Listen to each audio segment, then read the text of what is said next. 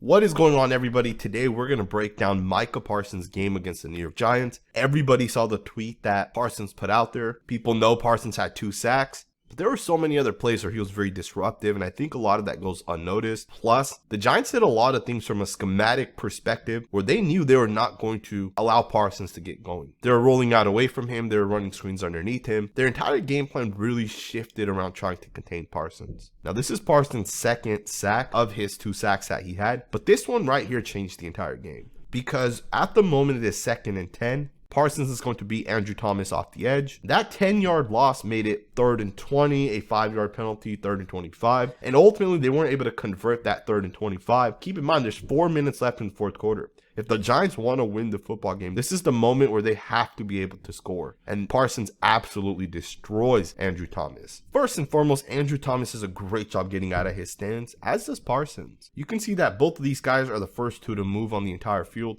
Thomas basically jumps as soon as the quarterback says hut. You can see he kind of moves as soon as the ball's about to get snapped. Parsons at the same time gets out of his stance. And even when the tackle has that jump, it's insane how quick Parsons is still able to win. Parsons is going to give Andrew Thomas a hezzy move. You can see that right here. You can see the way his body shifts left, right, left. He's going to attack the outside. Now, because he attacks the outside, Thomas just isn't able to get there, and Parsons gets to the quarterback for a 10-yard loss. And I also want to mention the hands of Parsons. If you guys watch him as he makes contact with Thomas, he's going to be able to get past him with the left hand right there. If you guys miss it, really watch Andrew Thomas's left hand. You can see the sleeve on it. And you can watch Micah Parsons' left hand. Parsons is basically going to rip right there. And the hand comes off. Thomas basically gives up outside leverage because of the fact that Parsons is able to beat that outside hand. And of course, Parsons wraps up the quarterback, brings him down. In my opinion, this play was the play that really changed the game. This was the play, and I shouldn't say changed the game. This is the play that put the game away. Because 3rd and 25, where you have to score a touchdown, 99% of teams are not going to convert that into a first down, and the Giants weren't able to do that. Now, I did mention Parsons had so many impactful plays. We're going to get into that in just a second. I do want to break down his other sack. This was the first sack. This sack only lost 1 yard, but it's a sack nonetheless, and I think Parsons does a great job with his change of direction. And I think this play right here really shows that, and it's very difficult to see it in real time, but if you slow it down, you're going to be able to see it. The left tackle is going to vertically set, and what Parsons is going to do is he's going to give the left tackle a fake step to the inside, and I'll show you guys that fake step. It's going to be with Parsons' left foot. And by Parsons really giving that left inside jab, it's going to slow down Andrew Thomas. So let me show you guys exactly what I mean. If you guys watch Thomas get out of his stance, understand Thomas has inside help with number 77. If you guys watch Parsons and his change of direction, specifically if you watch that left foot, notice how Parsons initially comes downwards when he gets out of his stance. And that right there makes Andrew Thomas hesitate. Although Thomas gets out of his stance and is setting in that vertical stance, if you watch Thomas's body, it's going to come back downwards towards the bottom of your screen right there, and that's because Parsons gives that left step.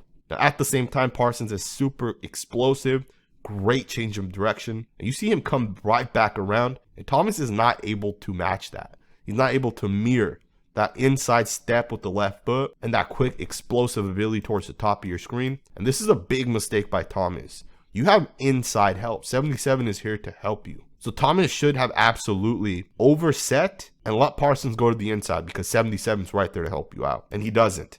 And Parsons is able to hit the edge. And because this is a play action, this is a long developing play, the Giants are going to run a post here. And Daniels is going to try to throw it to the crosser here, depending on, of course, the safety.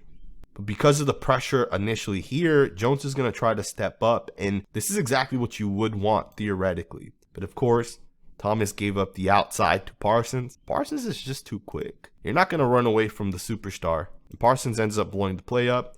And the quarterback ends up losing a yard. Parsons gets that sack. It's a really, really, really nice job. You guys can watch it from the end zone angle. You guys may be able to see Parsons step to the inside. You guys can see it much better. If you guys watch Parsons, he's going to get out of his stance. Left step to the inside right there. Left.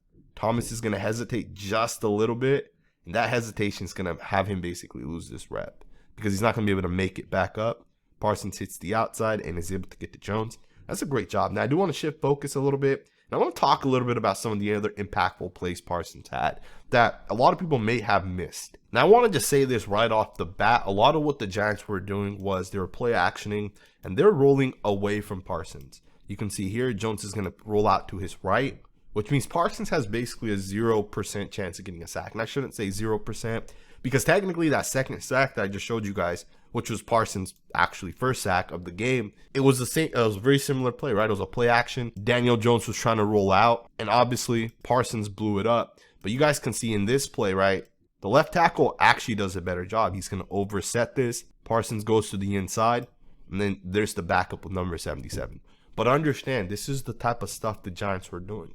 They were rolling away from Parsons a lot. They're even running screen passes to Parsons' side, right? They felt that he would try to really get after the quarterback. They tried coming back underneath, and they tried hitting it right underneath Parsons. So again, this entire game plan by the Giants was really designed to basically limit Micah Parsons. But if you guys think about it from that perspective, yes, you're limiting Micah Parsons, but your offense is also now being limited. You may not have every single play call available to you because you're trying to do certain things on the offensive side. Check this play out. You're going to get Micah Parsons to get to the quarterback. He doesn't get a sack, but he still does a nice job fighting through the double team. And he gets a hit on the quarterback at the end of this, and you guys see the ball is going to just fall incomplete. But if you guys think about this play, it's once again that same exact concept. They're going to play action, and the quarterback's going to roll out to his right, away from Micah Parsons. So again, I just want you guys to kind of think about it. Even though they were running away from Parsons and they were doing things away from Parsons, he still had a pretty damn impactful game. Check out Micah Parsons on this one play and watch the recognition. Look at how quickly he sniffs this play out and is able to pursue it from the backside. This is such a great job, especially when you consider what the left tackle does on this play. You're going to get Barkley in motion. The left tackle is going to initially look as if he's blocking down. And the importance of this is if he fakes that, most defensive ends come crashing to the inside. Obviously, this is an end around. But watch as Andrew Thomas gets out of his stance. He goes to his right. See the right foot. And then he's going to get up to the linebacker. And Parsons absolutely does not fall for that. This is great awareness right there. To be able to see exactly what's coming. Not fall for the fact that the tackle here is going to the inside, and the change of direction is absolutely beautiful. And the pursuit on the backside is perfect because if Parsons is somewhere back here, a cutback lane could theoretically develop. But the fact that Parsons is chasing this backside, there's nowhere for Barkley to go, and he only picks up 2 yards on this play. This is a really, really nice shot by Parsons. All right, you got Micah Parsons lined up over Tyree Phillips. He only lined up opposite of Andrew Thomas a couple of times. But here's a good example of what he was able to do to the opposing tackle. Parsons does a great job giving this tackle the soft hands, throwing him to the side, and making the play. Only a 1-yard gain on this play. Really, really solid job. You see the right tackle take that outside step. This is an inside zone here. He goes directly at Parsons, and he has to make contact with Parsons. He has to get Parsons at least sealed off to the outside. Much easier said than actually done. And you see Parsons absolutely throw this guy to the side, get into the backfield, and absolutely wrap the running back up right there. That's a really, really nice job by Parsons. I want you guys to watch this wide receiver run this crossing pattern and not focus on Parsons yet. And tell me if you guys think this guy could have picked up a massive gain had the quarterback had the time. There he is right there. At the very least, I think you pick up a first down on 3rd and 8, which is exactly what this play is. But as you guys see, this play does not work, and this is because of Micah Parsons.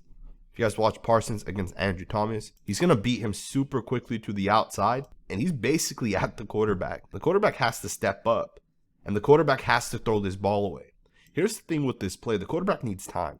This is a long developing play. This is 3rd and 8. If Micah Parsons gets stopped and Micah Parsons does not get to the quarterback on this play, Daniel Jones is going to throw it to either number 80, who's running the shorter dig, or the other receiver here. This is not the read that Daniel Jones wants to take. This is really just the influence route to force all of these guys to kind of look at him and potentially run towards him so you can throw it behind those linebackers. And of course, Jones has no time in the pocket because Micah Parsons is blowing up Andrew Thomas. Once again, Micah Parsons is going to give an inside step to Thomas with the left step there.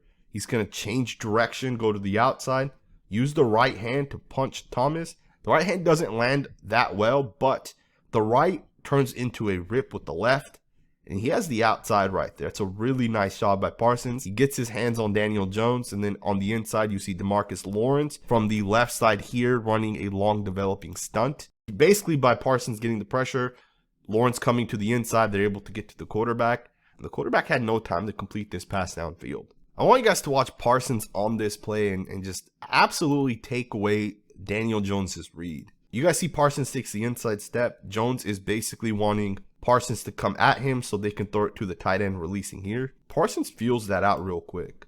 He sees it and he takes it away. This is the guy right here that Daniel Jones wants to throw it to. And Parsons takes that away right there. And then he comes to the quarterback after the quarterback's eyes go away from that guy. So Parsons not only takes the initial read away, then he pressures the quarterback into throwing a pass that ends up getting intercepted at the bottom of your screen. And of course, the referees build out. The Giants on this play, they're going to call in illegal contact here. I think it's a terrible job because at no point does Diggs hold or anything that really impacts that wide receiver so much. But Micah Parsons, man, an absolute superstar player. His processing is top tier. His change of direction, his hand usage. He just sees things at a different level than most people in the NFL. The guy's unique, man. Let's go ahead and get to the next play. Now, the Cowboys did move Parsons to the inside for a couple of plays. This was the first one right here. Watch the left guard. He's going to jump right there. Obviously, he's scared, right? You got Micah Parsons, one of the best players in the NFL, lined up over you, and bam, right there, he jumps, right? So that's kind of the impact that a guy like Parsons has. He makes guys jump. He makes people nervous because he's such a talented football player. Again, Parsons was making an impact, and people may not have even realized, right? Plays like this. Very interesting. Let's get into the next rep. All right, you guys, check this play out right here. This is a 4th and 1, and you're going to see the corner at the top of your screen here blitz. But what's important about this play is that Micah Parsons gets a chip by the guy who should have theoretically, if a guy blitz, should have theoretically picked him up. You can see this guy here is looking currently to the inside. And as the ball gets snapped, he's going to block down. And he's assuming that number 6 here is not going to blitz. That number 6 will just wait until he releases. So because Micah Parsons gets the double team and number 6 blitzes, great call by Dan Quinn, number 6 goes unblocked and he hits the quarterback. Now because he hits the quarterback, Saquon Barkley, who is open, isn't going to get a clean pass. Instead, the ball's going to be thrown just a little bit behind him. 4th and 1, Micah Parsons has an impact that a lot of people may not realize. This impact right here, number 85 blocking down and not realizing his guy ends up blitzing, is the type of impact that people probably never realize. Because number 6 forces Jones to get the ball out, get it out quickly, and he still kind of takes a hit, which ultimately the ball falls behind the running back. It's kind of an interesting play. Let's get into the next rep. Check this play out right here. 3rd and 9, Parsons lined up in a wide 9. What happens in a wide 9 is generally you turn that into an inside move, and that's exactly what Parsons does here. Parsons swims over Andrew Thomas, and Andrew Thomas is absolutely hugging Micah Parsons. I'm very surprised this was not a hold, or at least called a hold. 3rd and 9, and the pass falls incomplete regardless, but in my opinion, that's a massive hold that got missed. Again, not a big deal because the Cowboys won regardless, but that right there should have been called. Just wanted to point it out really quickly. Let's get into the next rep. Check this play out. Watch the receiver, number 80. Watch him jump. You guys see that? Parsons backs up and number 80 jumps, and Parsons once again is causing false start penalties. Number 80 probably has some sort of block on Micah Parsons. Most likely he had a down block on Parsons, and the quarterback was probably rolling to the right of your guys' screen. But this is the type of impact this guy has. Just kind of wanted to point that play out. Let's get into the next rep. Alrighty, guys. I hope you guys enjoyed this video. If this is the first time you're on this channel, please consider subscribing. We do all 22 tape of the Cowboys offensive line, D-line. We'll do a couple other positions as well over the course of this season. Do note, we do a weekly Cowboys video. So again, thumbs up if you enjoyed this video and subscribe. And I'll see you guys next time with another video.